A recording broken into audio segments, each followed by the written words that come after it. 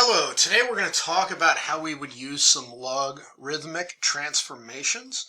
So we would use this if it turns out that our data is skewed to one side or the other. It's not very fitting to being used within a linear regression model. And so what we do is we would take the data, we would use a transformation method to put the data into something that is more Gaussian distributed, that will be better for our regression analysis. We would run the analysis, and then we would run that logarithmic results that we would have from the regression analysis back through one of our equations to get back to the original values. And so we talked about four methods for doing things: the natural log, the base 10 log, the radical, and the inverse. Radicals and inverses I'm sure that everybody can do on their own, but let's talk about our logarithmic stuff. And so we've got our sheet here. I've just got some random data. We're going to do a log 10, a natural log, and then we're going to change it back. So if we go into things, what is a logarithm? What is the math behind things going on? Well, you can see that a log base 10, if we take a number 10, we raise it to the xth power, that is going to give us x. And so it's a way of transforming between very big exponential numbers into smaller numbers. And then we have our ln, this is our natural log, which is just e to the x, that would give us out an x. And so just so we know, just one thing. So how do you do e raised to the x? Now, mind you, this is e, the number, the irrational number, 2 point whatever it is. E raised to the x, the way that you would do that in Excel would be exp x. And so that is how we would calculate that out. And so this is just methods of transforming things. You will see, especially natural log-based graphs quite a bit, especially in science and engineering textbooks. You will see a lot of semi-logarithmic graphs, which would mean the y value would be in a regular units, and then your x value would be in a logarithmic set of units. But anyway, so let's go. How do we calculate this stuff out? So if we come here and we go, for the 10 base log, it is log 10. Returns the base 10 logarithm of the number. And then all it's going to be is we'll take 1. And so that's going to be 0.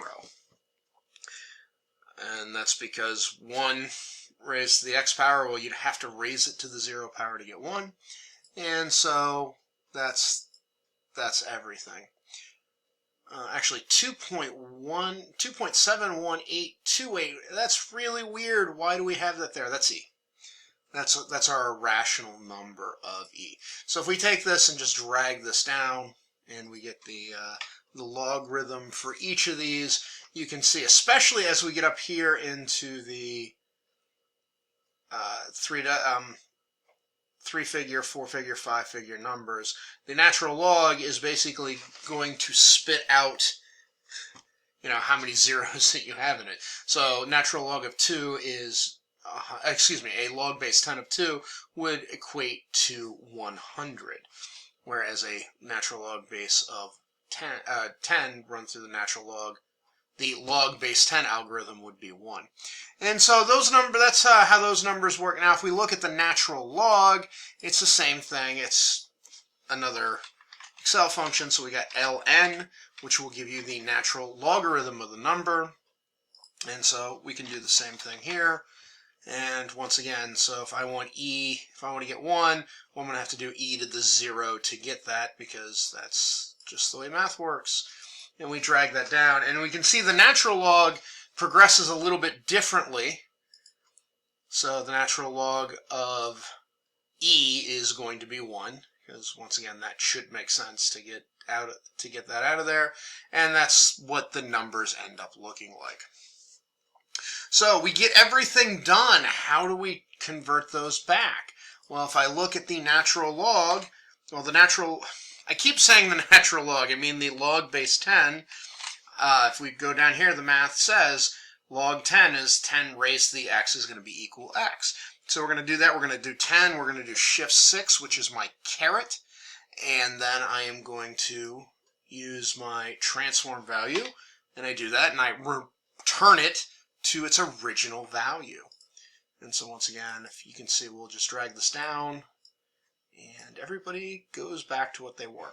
So you would use the log base 10, you would use it in your regression equation, whatever number that you get out of that, you go, okay, we're done, the regression's done, and then you run it through this pass filter here, raise everything up, and then you can get back to what the original number in the original units were. Okay, and so to go from the natural log back to the real number, this is where we're going to use that exp function, which is going to be e raised to that given power, and then that's it. And so exp is going to return all of these numbers back to what they were. Okay, and so that is how we would use things. So let's go over to this tab here, and let's take a look at what's going on and what happens when we transform this stuff. Now, let's just do the log 10 and the natural log now, and then we're going to pull it into Tableau because I want to look at the distributions of them. So we're just kind of assuming that we're going to need this without actually checking it. So let's just put those together.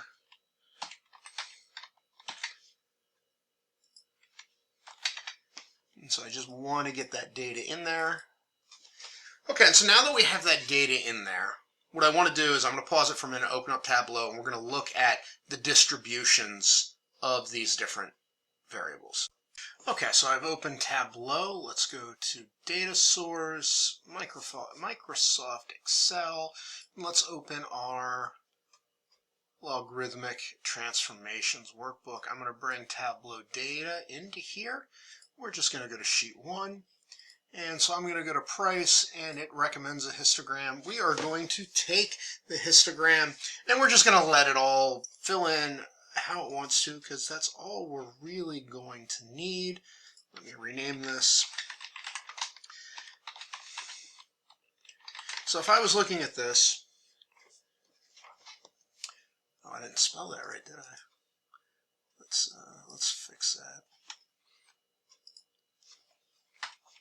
Okay, so if I was going to use this in a regression, I would take a look at this data, and I can see that we definitely have a very skewed to the right distribution because I've got all of this long tail on the right. I really wouldn't want to use this in our regression analysis because it probably wouldn't come out very well. So what I want to do is I would want to run one of my transformations, and which we've already done, and that's what we'd use. But let's just take a look at what they would be. So I'm going to come over here to sheet 2. We will rename this price log 10, and we will take a look at what the log 10 data would be. We just run our histogram, and we can see that once we run this heavily skewed to the right data through our logarithm base 10, we get a relatively Gaussian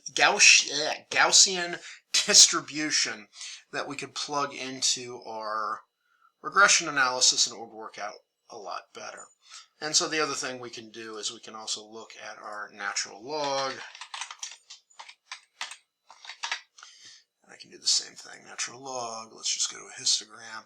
And once again, we can even see with the natural log, we get a Gaussian style distribution.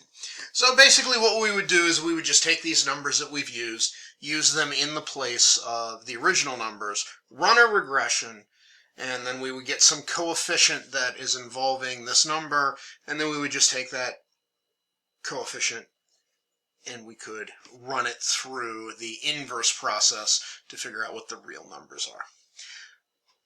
And that, I hit the wrong button there, and that is that. So that is how we would use logarithmic transformations to get our data ready to send into a regression analysis.